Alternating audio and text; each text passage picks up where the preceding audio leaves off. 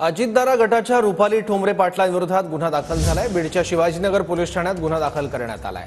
Jitendra आव्हाडांविरोधात tweet केल्याने हा गुन्हा दाखल झाला। रुपाली ठोंबरे पाटलांसह आणखी 4 जणांवर गुन्हा दाखल झालाय। स्क्रीनशॉट फेक असेल तर पोलीस तपासात समोर येईल असं रुपाली पाटील म्हणाल्या। मी दाखवलेलं व्हॉट्सअप चॅट जितेंद्र आव्हाडांचं असल्याचं रुपाली पाटील म्हणाल्या। कोर्टात दूध का दूध पाणी का पाणी होईल असंही रुपाली पाटील म्हणाल्या। बीडमध्ये जाऊन आव्हाडांचा बुरखा कायदेशीररित्या फाडेल असं देखील त्यांनी आव्हान दिलंय। तुम्ही एक जितेंद्र आव्हाडांचा स्क्रीनशॉट दाखवला होता आणि आता तो स्क्रीनशॉट जितेंद्र आव्हाडांचा नाही असं त्यांनी स्वतः ट्विट केलेला आहे। कोणी ट्विट केले? जितेंद्र आव्हाडांनी। ते कसे सांगू शकतात की ते त्यांचं नाहीये?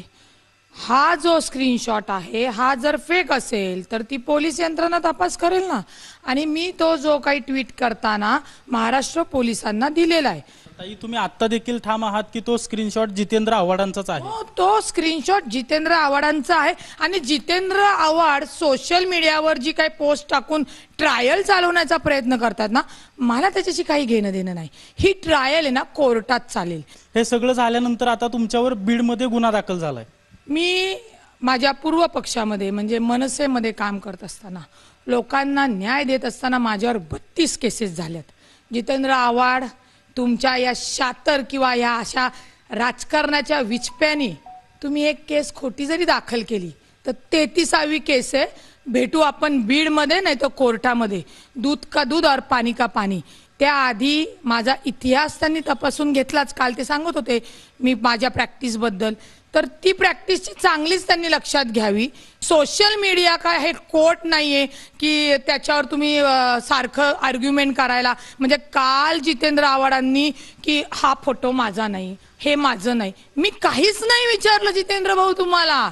मी फक्त तुम्ही आग लावायला गेला होतात का विचारलं। आता जर तुमचं म्हणणं आहे की तो तुमचा जो काही स्क्रीनशॉट आहे तो खोटा आहे, हे कोण ठरवणार?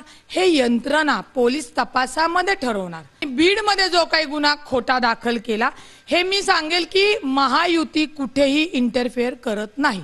त्यांचं म्हणणं आहे ना की ते खोटे, माझं म्हणणं आहे ते खरंय। आता पोलीस यंत्रणेचा तपास उद्या आणि कोर्टात भेटू तेव्हा कळेल कोण शिवाजी बांगर मी काळा गोरा पांढरा पाहिला नाही। बीडला एवढे माझे नातेवाईक आहेत की मला जायला जमलं नाही। या निमित्ताने तपासासाठी सहकार्य करायला मी तिथे जाईल आणि या जितेंद्र आव्हाड साहेबांचा सगळा बुरखा कायदेशीर टरा फाडून येईल। त्या काळजी करू नये त्यांनी। जितेंद्र आव्हाडांनी ट्विट केलं त्यात म्हणलेलं आहे की अजितदादांकडून उदो करून घेण्यासाठी काही लोकांनी हा प्रयत्न केला पण आता स्वतःच्याच पायात पाय अडकून पडले। मी सांगितलं ना 32 तिथं 33। तुम्ही तुमचा उदो करून घेतला होता का? विनयभंगाची केस तुमच्यावर झाली होती, विसरलात जितेंद्र भाऊ? तुमच्यासारखे तर घाणेरडे असे ॲलिगेशन्स असलेले केसेस नाही दाखल झाल्या।